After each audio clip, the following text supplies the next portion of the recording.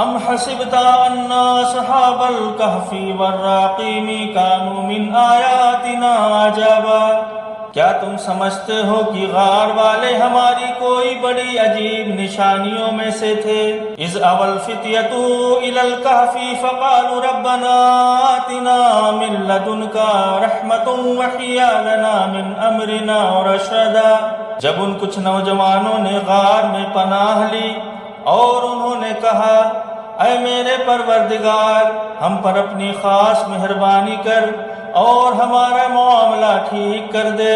فَضَرَبْنَا عَلَىٰ آذَانِهِمْ فِي الْكَهْفِ سِنِينَ عَدَدًا، تو ہم نے انہیں اسی غار میں تھپک کر کئی سالوں کے لیے گہری نیند سلا دیا۔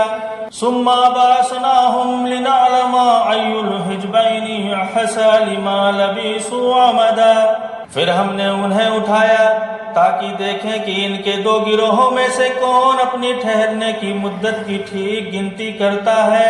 صدق اللہ العظیم۔